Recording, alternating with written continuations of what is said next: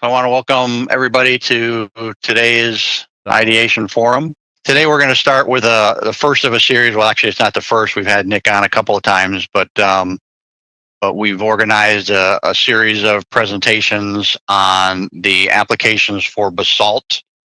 This week, we're talking about basalt in fireproofing and insulation. So I'm going to go ahead and turn this over to Nick. Thanks, Eugene, and thanks everybody for joining on.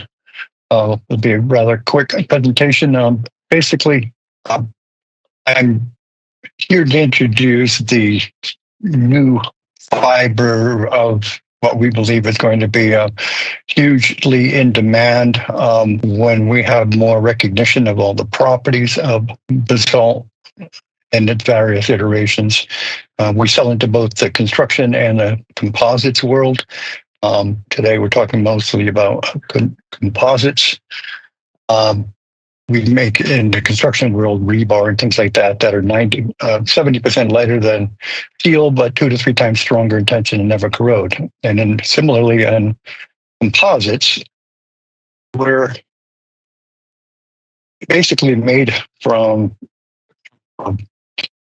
various type of, it's a basalt rock that has about 18 different minerals in it, and they all need to follow within the right parameters. So we assay that rock, and in order to be able to melt it at extreme high temperatures, over 1800 degrees Fahrenheit, and then pull it through these, what they call platinum rhodium bushings. And they're a little filament orifice.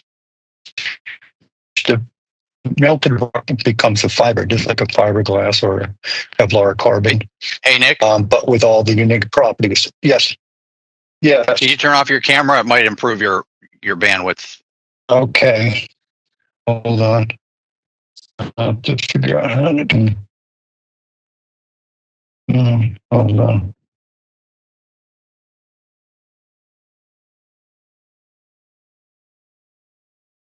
If not, it's no big deal. Yeah. Hold on.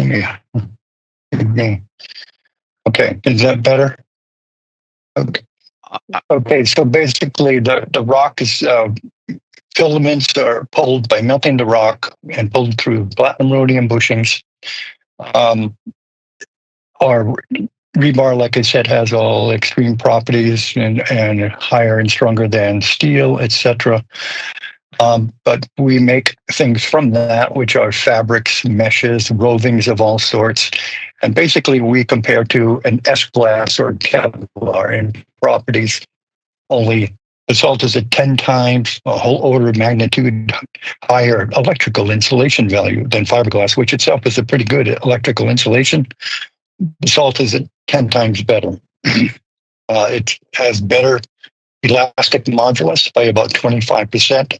It's not as stiff as carbon and not as soft as glass.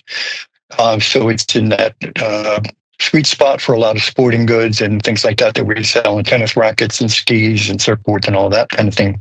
But we also make prosthetics and cryogenics because it can handle hundreds of degrees hotter and or colder temperatures than other fibers like E-glass particularly, or S-glass, and not as brittle. It takes impact far better. And so in ballistics type applications, it's more like a Kevlar.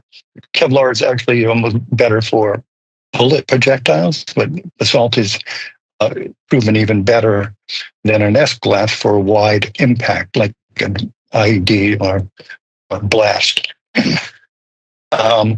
It's UV immune. It doesn't harbor bacterial or microbial growth. And it can handle radiation. All other fibers, when exposed to high levels of various types of radiation, lose serious mechanical strength. Basalt actually increases by 5%. Could you talk about, excuse me, to Steve Moreno, could you talk about its performance against a shape charge? Against what? A shape charge. That's where they explosively form penetrator. It's sort of like they make the explosive so that it's like a blowtorch. So most in most applications for, anti-vehicle type of things, that's what you're going against, is something that concentrates the flame into one small piece. So that, right. Well, that's what I was going to kind of get down a little bit. We have various resins and coatings that we work in. Typically, it's an assembly of materials that give you the properties that you're looking for, not just one by itself. So we have epoxies that are unique in the fact that actually just made for Caltrans, certified as a completely non-toxic bisay-free. We've held a blowtorch on the basalt with this epoxy, and there's no carcinogenic fumes coming off it, no known toxins. We also have a coating that my associate in Montana, who's made stuff for Spirit Airways and Boeing, and he's on 13 SpaceX flights now with it. It's a nanoceramic type of coating that we put on it that we've tested with, have a creator with Newark, the Naval Underwater Warfare Center in Newport, Rhode Island, and we did some tests on putting this coating on the basalt panel, 1/4 inch thick, and we held a 2,000-degree blowtorch on it for 10 minutes. It never burned through, and the backside of a 1/4 inch only got to 165 degrees Fahrenheit maximum. So putting the right materials with basalt, and you can do things like carbon nanotubes, or you can commingle if you want to weave it with other fibers to get the properties that you're looking for.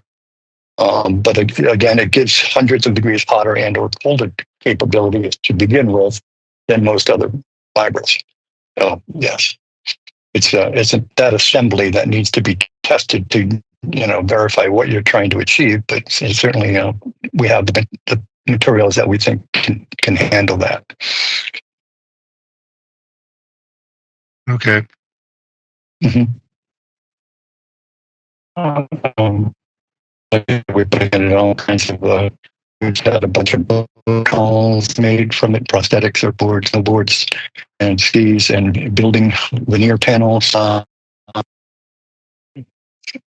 We are building in the process of building factories around the world, and are just getting funded for building in the United States. Right now, there are no longer any basalt factories in the United States, but we're building one, and one in Mexico and one in Canada.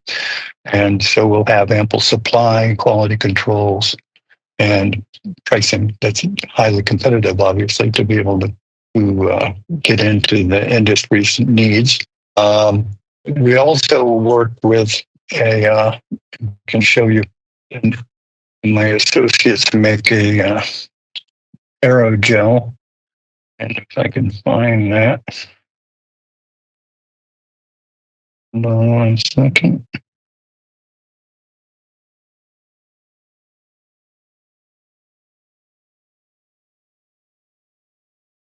This is our aerogel material. Can you hear me? Yeah. Yeah. Yes, sir. Question? But now you're breaking up. Was there a question? No. Make 2 versions of this fabric that contains aerogel within inside of it. The high temperature version could go up to 1,300 degrees C. It's only 2 millimeters thick, tested and used now by NASA as the best aerogel fabric that they tested out of it. There are a few varieties out there, but ours is being used and tested, approved by NASA. We also make a flexible insulated version of that for putting into things like dive gear, wetsuits, Arctic climbing gear, etc. We call it polyethylene. And it, again, is the most insulating material on the planet next to a vacuum. When compressed, it doesn't lose its properties like a down or fiberglass. If you get them wet or compressed, they lose effectiveness. And our polyethylene can handle being compressed or being wet because it's very hydrophobic, and it's very thin and flexible and washable. We held a sheet over half of a soldier's body and put an IR gun and a drone and took videos, and you couldn't see the heat signature of his body, the half that was covered with a polyurethane. So I think that could be extremely interesting for some of you people. So here's I can pass all of these specifications on to anybody interested. But we've also done things like put the polyurethane, or the other one's called the Votus. We wrap it around batteries for stopping thermal runaway from one little battery to stop it from going on to the next one. Again, NASA's using it as insulation, and it can hold a vertical E94 burn test without burning. With the polyurethane, we've actually had a guy pick up a piece of dry ice with his bare hands and hold the dry ice in his bare hands with this material. The Votus, we've wrapped with basalt around, like holding onto the muzzles of weapons that get extremely hot, and they're able to make a suppressor cover wrap that allows them to hold that. So, and then with our coatings and like the resins, the epoxy, and what we call the SPS 1608, that's that high temperature application nano ceramic I'm telling you about. We believe that these 4 basic materials and basalt in all of its iterations have every kind of weight plane weaves, twill weaves, satins, sleeve tapes, surface veils, you name it, that we make out of basalt. So you can fashion all kinds of material goods out of this combination of products. So that's pretty much it.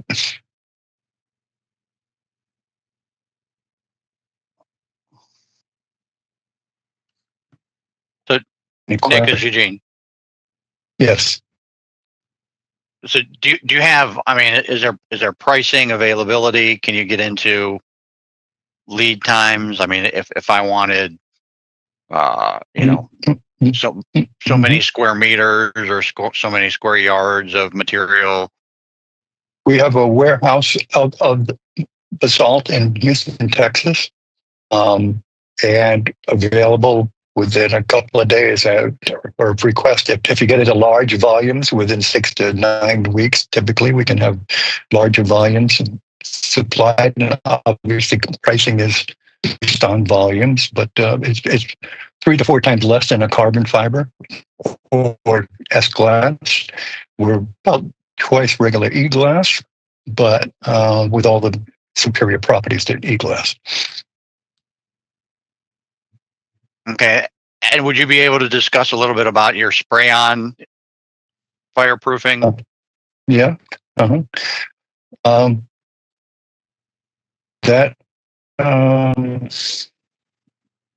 think, what did that run? That runs around 250 per gallon, but it comes in various iterations as well. Some we have different grains. Like if you want it very smooth to go on like paint, we grind the grainy material part of it into a smaller particles, so it'll be a smoother surface. But typically, it goes on. It's more like a stucco plaster when you have a little brittle grain on the surface, but that gives you more thermal value. The larger grains give you more thermal value? Yes. Is there any difference in pricing? No, about the same price. Okay. Does it require any specialized tools to apply? No, unless you're having something that needs preparation for adhesion. We have a primer called a 510 material, and it's like acid almost etching. You wipe it on, and it helps to bond to more plasticky type surfaces. Okay. But I mean, if you were going to do like the inside of a warehouse or something like that. Mm-hmm. It's been used on roofing, spray kind of roofing, and we did data center down in Mexico a couple of years ago, and the owner came out and yelling in Mexican. And we said, "What's the matter?" He said, "It's the first time my AC has shut itself off in the middle of summer." From So it does have applying thermal. this on his roof cutting.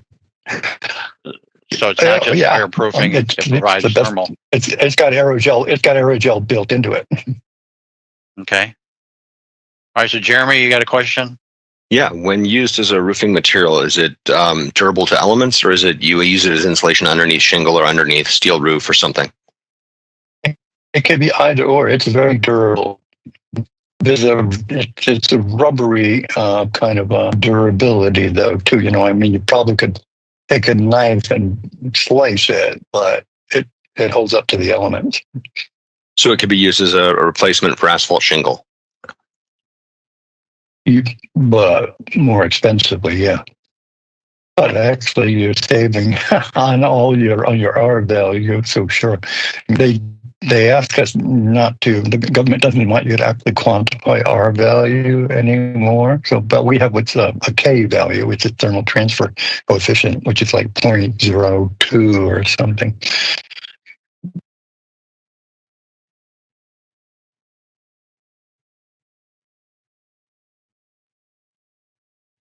Does water ice cling to it?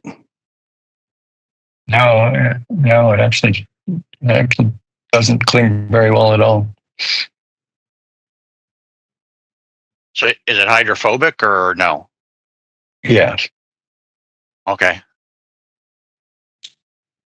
Hmm. And now before you had talked about mold and bacteria and that kind of thing. I mean, what would happen if there was a flood? And this got wet? Would it promote mold growth or would it deter it? No. Probably, yeah, it would deter it because it doesn't have anything that would become moldy built into the ceramic aerogel material. It does solve fibers under it as well. We have two versions of this. Actually, one of them is more for fire protection and thermal insulation, and another more of a outdoor. But it's still got, but that one is still fire retardant, but not as fire resistant as the 1608.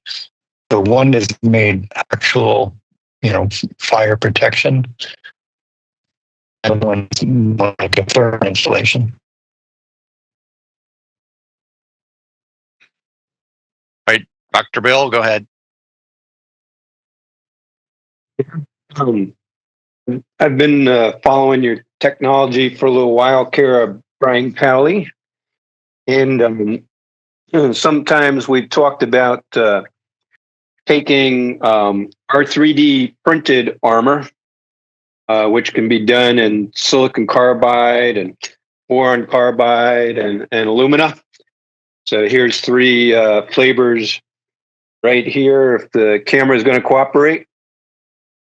And we've actually done some armors where we've added fibers and nanotubes and things like that into the composites and gotten great ballistic results. It seems to me that we could make some nice large scale armor, since I have large scale additive manufacturing capability, to make plates for protecting ships and armories and vehicles and seats in helicopters and all kinds of other things that I have posited for our additively manufactured nanoceramics. So the question is, why aren't we working together already? Good question. Yeah. Well, let's begin. Because Nick never sits still. That's the challenge. It's true. It's true. So, Bill, I had asked Uh, this is Steve Moretto. Bill, you still there?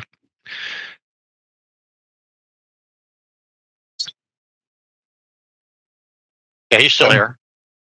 Okay, I had asked the other gentleman about shape charges because that's one of the things that they like to try to protect against when you're talking about what you said about magazines. You know, and a lot of the missiles deliver a shape charged punch of flame through the armor, very small amount. So how could what you do and what he do create a lightweight armor, and how much would it be? How much less would it weigh than other options?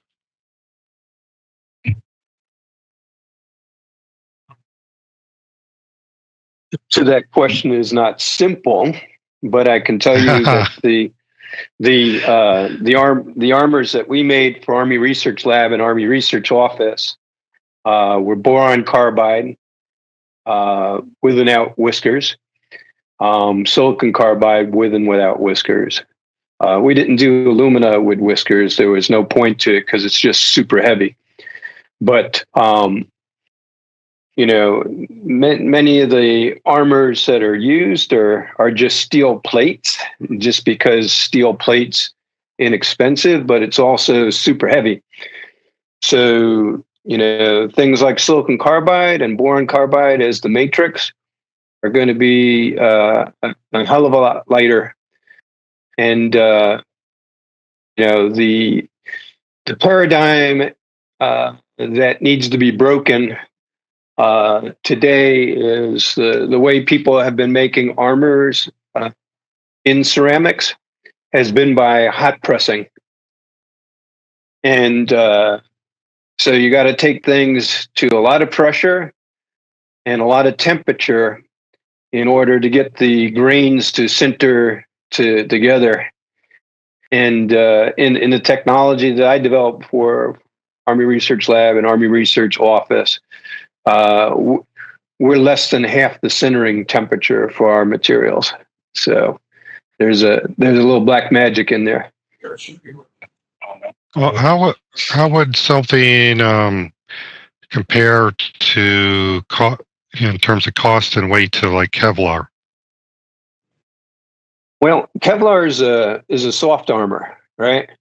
So you can use a Kevlar vest to stop a 9mm projectile, but the guy on the receiving end, that's going to have a hell of a bruise. So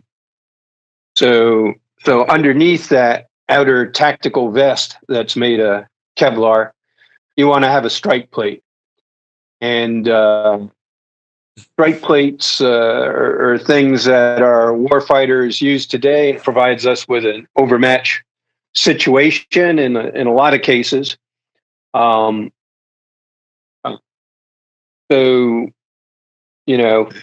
strike armor versus soft armor, two different things. Right. Yeah, that plate is typically like a Dyneema or something of that nature, right? I do believe we could make with the carbon nanotubes something that would be 10 times lighter than what they're doing today. Stuff with graphene and nano in these materials. Yes. Well, I don't know exactly what is used in ship power memory. Maybe I do, but I can't say. But it's always good to have something that's 1/10 the weight on a ship. As long as it doesn't cost more. That's the two. That's the. That's. Well, what's the price? What's the price of losing the ship compared to not? Well, sometimes it kills me when people come down to they want something better for the same or less price, but that's not how the reality works. Sometimes you got to pay a little bit more, but what you end up getting is something that saves you 100 times more. Yeah. So the key they is make the- volume. So I showed that buying small quantities of nanomaterials and and powders, that I could make armor for less than the Defense Logistic Agency pays for hot press. Now, but there is a reason that I could do that not buying at bulk. And it's because the way the current armor manufacturers sell to the government. They literally rip off the government. And here's why. The armor is bought on a statistical basis. So the DLA buys the armor and they buy it in lots of 1,000. Out of each lot of 1,000 pieces, they will randomly take 13 pieces of armor. They will go a prescribed distance and they're going to shoot it with a special penetrator. What is it? An AP-27? At a velocity that I'm not going to say on this open mic. Thank you. And they will you have two normal incident shots, and then you got a glancing angle of incident shot. And all 13 pieces got to survive all three shots.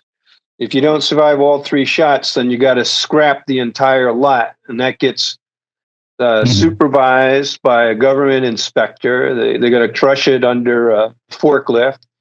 They're going to put all the shards into a barrel, and then that government guy is going to go out and see that they bury it in that sealed container in a dump, so none of that armor gets reused.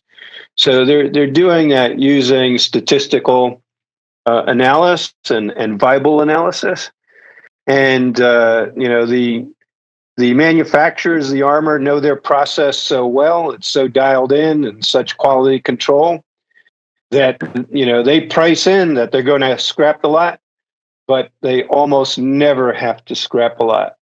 So they make sensational profits. And so with the advent of additive manufacturing to make these types of materials, each individual piece becomes an individual lot. So,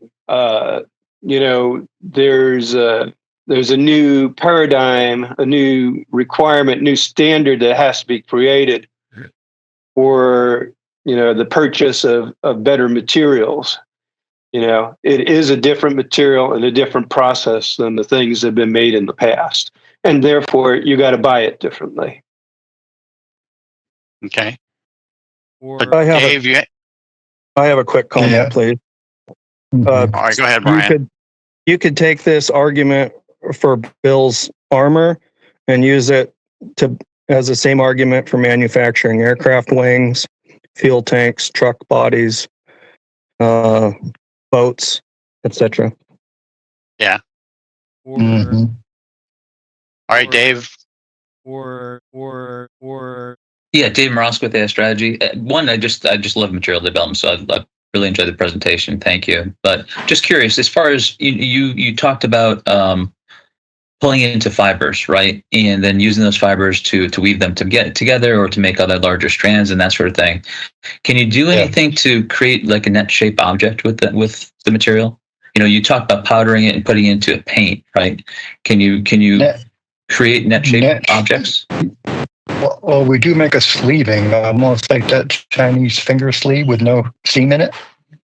Different sizes of that sleeve material. Is that what you mean? Or we make meshes also out of those Like strands. maybe like a cargo net. Is that what you're thinking of, Dave? No. Like literally molding a shape. You talk about bringing it, I believe you bring it up in temperature and make it molten and then pull it through and you create fibers that way, right? Is there a way that you can create net shape of, say, like nanostructures and something of that nature that you could then build into materials? So like a bat wing? Sure. Can you make platelets, for example, is a common shape that you use like in a nanomaterial? Can you have it, be in other shapes other than strands? There's milled fibers that are basically taking the fiber and milling it into 10 micron or so filaments or something like that can be put into thermoplastics as well, and enhance thermoplastics by over 100%. HDPE and PP and different types of thermoplastics can be greatly enhanced by adding tiny filaments or longer strand filaments.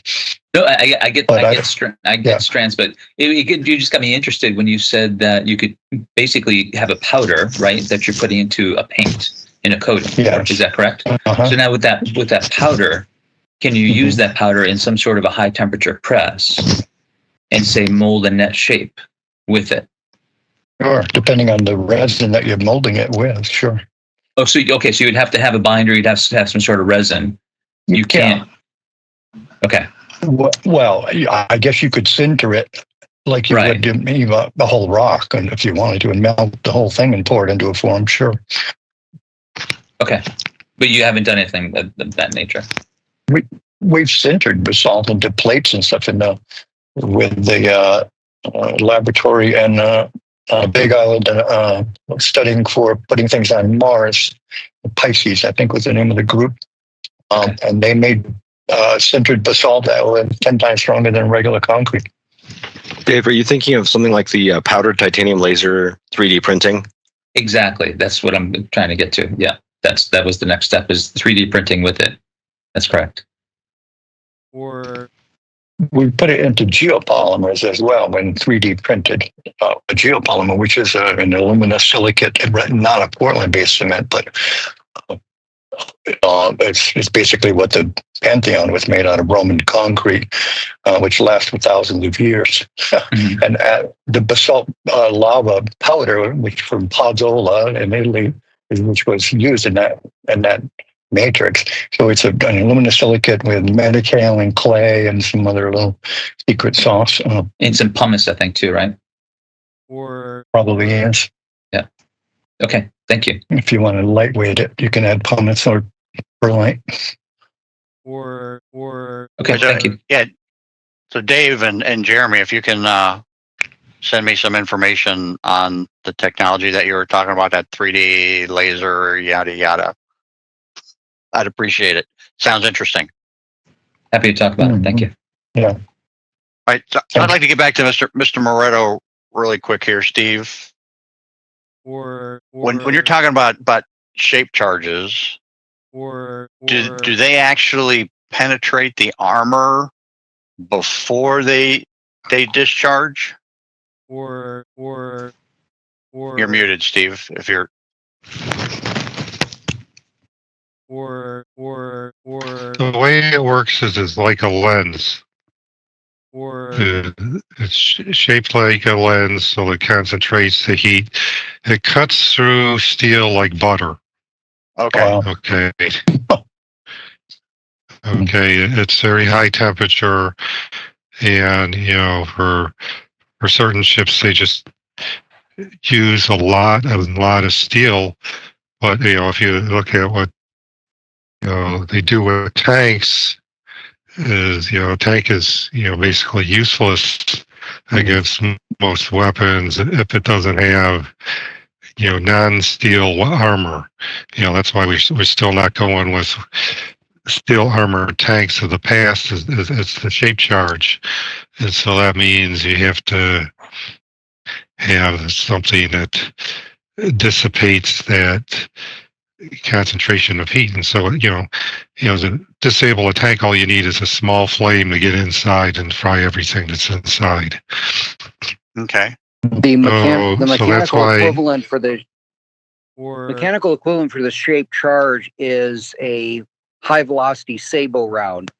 The advantage for the shape charge is it's a low velocity projectile, but when it actually detonates, the core, the flame strike, and the particles that are in that flame strike effectively becomes a high temperature liquid sabot. So the carbon nanotubes could act as quite a shield for something like that. And they're making carbon nanotube tapes now that can be assembled into a fabric. or Okay. So Derek, that like a plasma then that it's actually generating a high temperature plasma? That's exactly It's- what it is. it's- Yeah, it's a plasma. Okay. stream. Okay. Or The So synonym is basically, yeah, explosively it's- formed penetrator. It's oftentimes they use copper. Right. I mean, traditionally, even going back to going back to World War II, the Germans had a cone-shaped copper part that would, Stephen said, would direct the energy. But basically, you got a plasma torch. You have a flying plasma torch that basically comes right up against the metal and cuts through very quickly, like Steve said, like butter. Okay. Yeah, there's some very precise math for the diameter of the charge, the shape of the charge, and how far away it has to detonate to produce that. And the original German was the Panzerfaust. Correct. Yeah. Like, now, could that be replicated with a laser? or Not It's different. because It's really different, It's a yeah. mechanical Okay, projection. okay. It's just like Yeah, a I was mechanical just- sabot. I'm just curious how you would test the effects of that. You'd Blow actually it have up. to set off a shape charge. Yeah, Yeah, exactly. Blow it up. No, and that can be done honestly. Like there's different facilities around the country where you can do that. Outdoors Yeah. safely and everything, and that's something that can be done. You get a plate, and you get a shape charge, armament against it and light it up. See what happens. And I might want to talk to Doolittle, and see if they do any of that kind of testing, or even Dahlgren might do some of that with their directed energy. So the NTS Corp. So they're my biggest. I ran Dayton T Brown. We didn't. They were like NTS was our biggest private competitor. So they have ranges, a few different ranges around the country. There's also there's government laboratories. There's government ranges as well. But I would just call NTS and tell them that you want to run a test like that. You probably would need a government sponsor in order to get the right munition. But that can be done through NTS. I would start there. Sounds like Steve might sponsor it. I know. But yeah, some, Dave, go ahead, Steve. I know that new ship designs probably would love something new. The shipbuilders would love to propose something to get different than what they're doing. Okay. Yeah, So, Steve, you're talking weight reduction that's massive in the first place, right? I Yeah. think when we were talking before, if you can get a weight reduction, of 10x, you're talking massive, massive cost savings, because reducing the weight on a ship, I think, don't let me speak for you, Stephen, but reducing the weight on a ship reduces the all sorts of costs, energy costs throughout the whole vessel, correct? Yeah. all right, so let me get Chuck in here. He's got his hand raised twice. Yeah, I was just going to say on your tanks, the special A armor, they call it, is layered homogeneous steel, a ceramic material. Chuck, don't get into too much detail. Okay, well, I'm not. This is Okay, this is I just open. want to make sure. But it's a ceramic material, and there's a depleted uranium mesh laid into it as well. And all of that together will stop both kinetic energy rounds like the sabot and your chemical energy rounds like your heat round or your shape charge.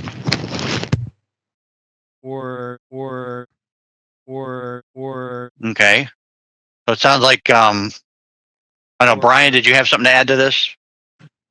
Brian Exactly. I've spent a good bit of time looking into this as laser ablative armor on drones, and I've had some discussions with some people. It looks like you could add 30 to 40% thermal protection, both for the rolled homogeneous armor and as a common coating for aerial drones.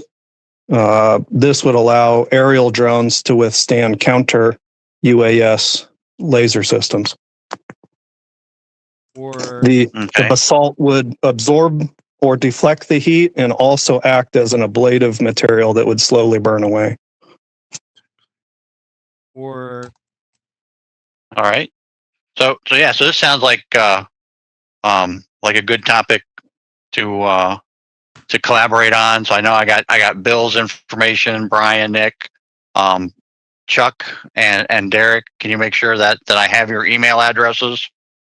I don't know how you get the invitations, if I email them to you or someone forwarded it, but no, this would be a good one to Dave to put on the 9 High platform, get everybody together, Steve, and see if we can't organize some sort of a test. Or would just good. whatever the basalt. Well, I don't know what the name. I know Nick's company is, but I don't know what the actual manufacturer is. But Smarter Building System to provide what's just some off the shelf stuff that we could test. Mhm. Carbon nanotube or nanotubes. Sure. All right. Great. That was a good one. Thank you. Any other questions? So Sunil, are you there? Can you unmute? You said you sent me something. Oh yeah, the presentation for next week. Oh, okay. Oh, sorry. I thought it had something to do with this. No. Okay, no problem. I just saw it come across the bottom there. So let me go through the chat here. Major Best, can you unmute, or you want me to ask your question? Good afternoon. I just was interested to know whether I heard you correctly. Does it prevent ionizing radiation penetrating the surface of material? Nick, does it prevent ionizing radiation? Prevent it. I don't know. I know penetrating a surface. I know. Well, like for RF and things like that, it actually just goes right through it. So, and radiation it actually gets stronger depending on the types of radiation. So, whether it fully prevents something or not, I don't know. So, what about X-rays, gamma rays, alpha, beta? Have you done any testing there? Gamma, alpha, beta, it works fantastic. X-rays, I think carbon has better diffraction. Okay. Major, does that answer your question? So when you mean it works fantastic, you mean that it reflects it, or prevents it from penetrating? It reflects it rather than penetrate, allows it. It passes through. It doesn't harbor and degrade the material. Okay, so gamma radiation, alpha, beta will still pass through it, but it doesn't degrade the material? Yeah, right. And actually gets mechanically stronger by 5% with gamma. So Major, I make weapons effect shielding out of nanocomposites. Done it for Nuke Weapons Center, and I've done it doing it right now for the Space Force. So yeah, the thing you need to have for gamma, have some high Z materials in there.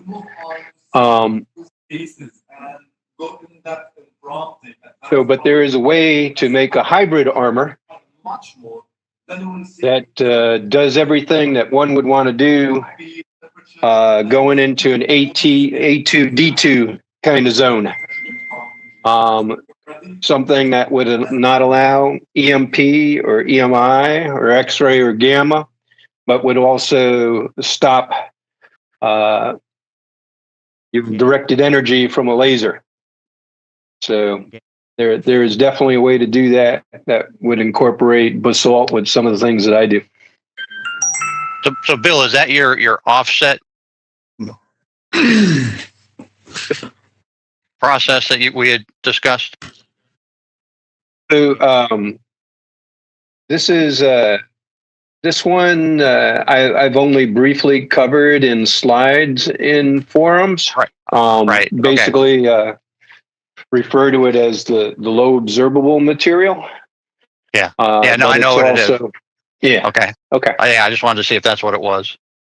Okay. Yeah, but we make an Mr. all-weather shielding, and if you add basalt to the all-weather shielding, then it will also stop lasers. So that'd be a nice thing if you want to safeguard your electronic package from any manner of threat that the enemy could deliver, aside from a kinetic kill. Yeah. No conflicts. Okay. Dot. Yeah. Hold on a second. I got to mute somebody. New line.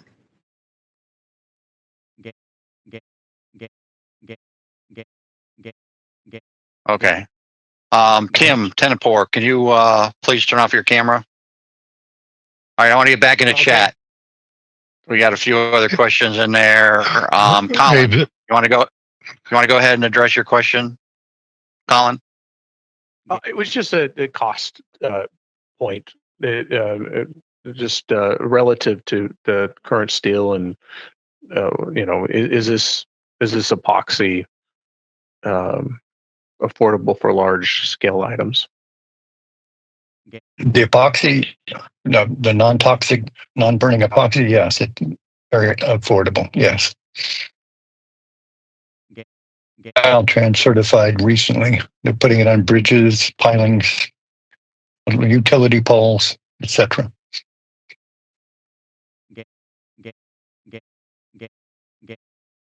So is there what's the go ahead.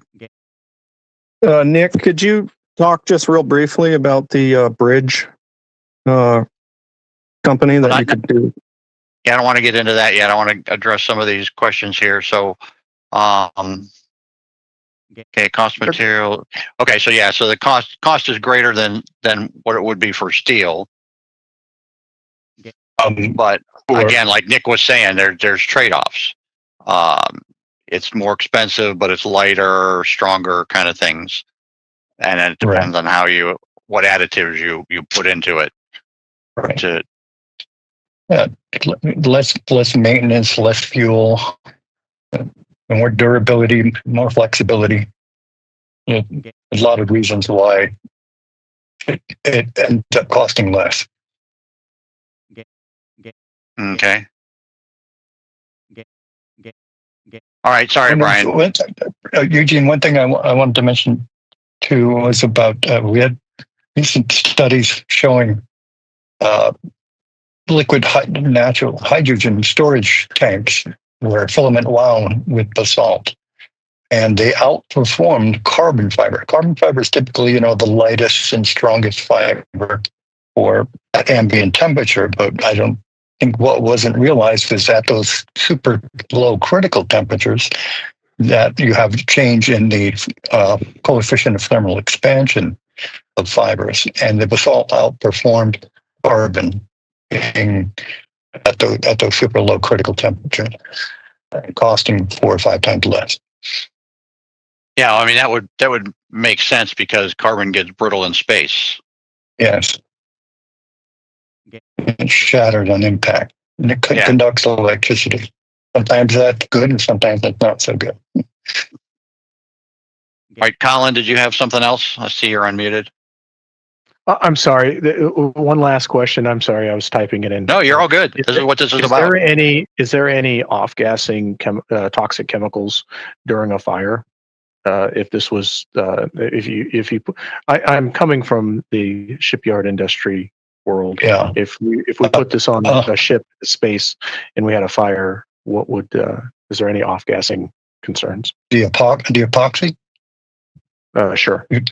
Yeah, no, there's no toxin, no bromines, no known carcinogens are made into this epoxy. So it's completely non-carcinogenic. No VOCs. Have you talked to Blue Forge at all, Nick? Blue Forge? No. Blue Forge Alliance. I'll make an introduction to one of my contacts that's on the board of directors at Blue Forge Alliance. They build subs and ships. So Okay. there Is that who might you're be with, some. Colin? Is Colin with them? No. So that's the MIB. I'm part of NSRP, National Shipbuilding Research Program. Okay. So that I would also think just go to www.nsrp.org and you can get this material in front of all the shipyards. Thank you. Yeah. I worked at General Dynamics in submarines in Groton, Connecticut years ago. Go ahead. So Colin, would you mind dropping that in the chat so that we could access that?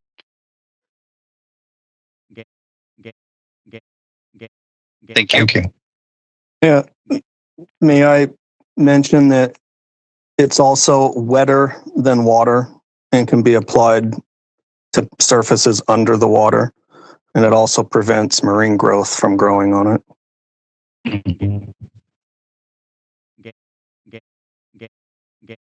Have there been any studies, tests along that way?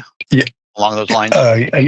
Yes. Yeah, that's a particular nano ceramic for that application for marine hull coatings, stopping barnacles and algae growth. Okay. Yeah, I mean, when I paint my boat every spring, and God, that paint's expensive. If you get something cheaper, that's even. Right. Is it cheaper than the traditional hull paint? In volume, yeah, I believe it is. Yes. And those are typically ablative or whatever, or even ablative, the Well, it doesn't have to be ablative. You know, they make it. They make it ablative because it isn't completely. They do that to help keep the wildlife off it, and they make it ablative that way so it can strip away. But if yours it was better at preventing it in the first place, then it wouldn't need to be ablative necessarily. Yeah. And we've got a version for replacing prop speed as well. What a pain it is, and how expensive putting prop speed on is. And we've got an alternative for that as well. Mm-hmm. Cool. All right. All right. Any more questions? Don't get focused on unit cost. Don't get focused on unit cost. Get focused on life cycle cost. Yeah. Yeah, that's right. Yeah. Yeah. Exactly. Yeah. Good point. And if it increases the speed of your hull by even a knot, that's probably worth a few points. Well, you guys like to talk about life cycle costs, but the Navy, like business, near-term cash flow is king. So going back to when you were talking about how much it would save, overall. It's 100 times harder to get money right now than it is to save money later on. So that's why everything that was proposed to reduce the life cycle cost of the aircraft carrier got filtered with this filter. Is it going to cost anything more than the existing one up front? Yeah. Right. So that's the filter that the Navy regularly uses all over the place. Read the history of the re-engineering of the B-52. They've been studying that before they finally decided to do it like 6 times. Each study showed how much money they would save with off-the-shelf engines, with replacing engines, with F-16 engines. They finally pulled the trigger now, but if they'd done it with the first one, they could have saved so much they could have bought the Raider fleet for free. Oh, billions, yeah. And penny wise and pound foolish, is what they call it. All right. So anything else before we shift gears here? I got to roll. Thank you very much. Hey, thanks for being here, Nick. Always appreciate it. Excellent presentation. I got to jump as well. Okay. Bye-bye. Talk to you later. Bye. All right. So next up is Dave and Mrosk. I'm not even. You're muted, Dave. Yeah, Dave Mroska. Yes, sir. Yeah. No, I should be better at that because my mother's maiden name was Zabornik. Okay, good Polish name. Exactly. Very good. Yeah, I'll share my screen here. And Eugene, did you want to start off with the first couple of slides, and then I'll jump in after that? Yeah. You want to go ahead? Okay. Share my screen right now. And I just before Eugene starts, I just love the materials conversations, guys. You're going to see that what I have here is a human AI software platform. But this software platform was originally conceived back in 1999 when I was working for a $3 billion Japanese materials company. So it was literally to take materials off the shelf that they had. They had like over 700 different materials on the shelf. And it was my job running a business unit for North and South America for them to figure out which ones to bring forward and how to do it and everything else. So that's actually the roots of 9High. It goes into materials development. And I'll stop there so Eugene can take this away. All right. Okay. So most everybody should be aware of who we are and what we do. That the idea behind these ideation forums and the Tech ID innovation ecosystem is to ideate, identify the relationships, identify the potential, and then to develop that potential into these new innovations. And so I've listed a couple of my taglines here where, we want to be where challenges and solutions collaborate to develop innovations. We also want them to meet here as well. We also want to drive the innovation from ideation to implementation. And really the only way that we're going to be able to do that is through an ecosystem. And one of the things that the ecosystem is going to need is a geographic area. And so I just kind of put this little blurb in there. Definition of an ecosystem from National Geographic's is it's a geographic area where plants, animals, and other organisms, as well as weather and landscape, work together to form a bubble of life. And so I took some journalistic measures and adapted this to gear it towards an innovation ecosystem. And here, rather than a geographic area, I want this to be an online platform. I think geographic concrete buildings, yes, they're good, but they're just too restrictive. And it needs to be a place where everybody can have access. And so that's where we need to go with this, is an online platform where individuals and organizations, as well as their environment, work together to form a bubble for innovation to thrive. And really that is the next step in this. I mean, we have built our name, we have succeeded in making relationships, in driving these things forward. People on here can attest to that. And very shortly, a lot of these are going to come through to fruition, which is funding, contracts, access to research, etc. So if you can change the slide, Dave. So this is our goal, is we want to create a place where we can make innovation happen. Yes, it can happen on its own, but as I've mentioned before, innovation is arduous. Some people don't realize what it takes, how taxing it is, and so they kind of peter out. And so we need to be able to make it happen. We need to be able to do this like people run a multi-level marketing or a pyramid type organization where we're having the rah-rah meetings every week. And that's what these forums are. These forums are where we get together, we get excited. And one of the things that we do here is not only do we present these solutions, we also identify, and we missed this with Nick's presentation, but we also want to give the community tasks. We want the presenters to share what their asks are. What do they need to advance their solution? Whether it be access to research, access to funding, access to specific individuals, organizations, people, whatever it is, because that is what the community is all about, is to be able to provide that ability to network those tasks. And if you go through a webinar, a lot of times you leave with information, but then what do you do with that information? Nobody really tells you what they need from you once they give you that information. And we want to do that. We want to be able to give the community a task as to how they can help move things forward. The idea was that all these relationships will be set up on this platform as private collaborations. There will be a front page where all of these collaborations would be available to see. It would not go into detail. It might just say that, this one deals with composites and aerodynamics or hypersonics. And so then people that have that expertise can ping a moderator and say, hey, what's going on in here? This is my research. This is my subject matter expertise. Can I be of assistance?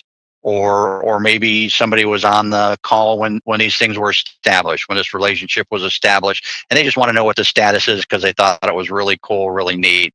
And so that's one of the keys, is we need to be able to bring all these people together to tap into that broad perspective of subject matter expertise, of research, and just keep people engaged.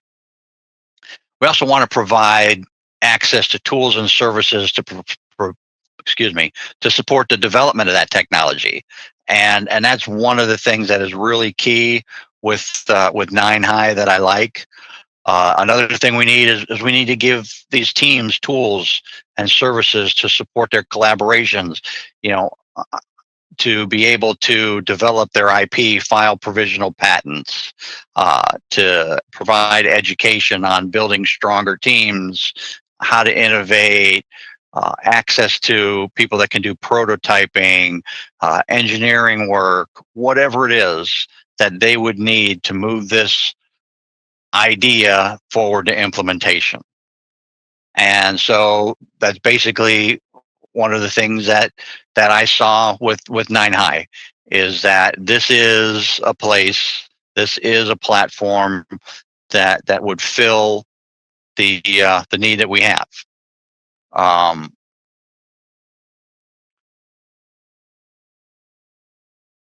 trying to read my notes here. So I've pretty much covered everything, but through 9 High, we can work, listen closely to the ecosystem community as well, because we can get feedback from the community and run this like an innovation in itself. An innovation is an ongoing process. And with the feedback, with the input, as we expand into other worlds, we'll learn, or other industries will learn new things, and then we'll have to adapt and grow to support their needs as well. And then the other thing we need to do is expand the awareness of the platform, through active outreach to community, to an organization, with interest in technology development, innovation, need for solutions, et cetera. So we need to get everybody together, both sides of the coin, innovations and solutions. I want hobbyists in here. I want engineers, scientists, researchers, technicians, inventors. And so that's the whole idea.